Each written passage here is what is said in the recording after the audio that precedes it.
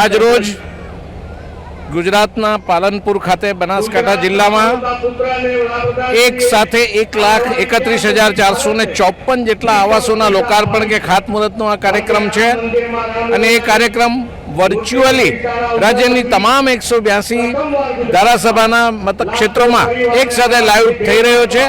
અને હજારો લોકો પ્રત્યેક વિધાનસભાના ક્ષેત્રોમાં ઉપસ્થિત છે.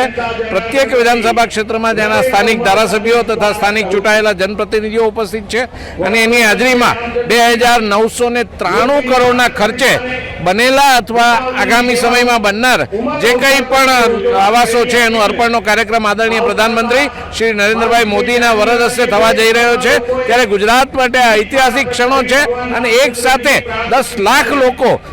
પ્રત્યક્ષ અથવા વર્ચ્યુઅલ માધ્યમથી આ કાર્યક્રમમાં જોડાયા છે અને એના અંતર્ગત આ સુરત ઉત્તર વિધાનસભા મતક્ષેત્રમાં આદરણીય ધારાસભ્ય શ્રી કાંતિભાઈ ભલ્લર સાહેબના નેતૃત્વમાં અહીંયા પણ આ કાર્યક્રમ યોજાયો છે, જેમાં પણ હજારો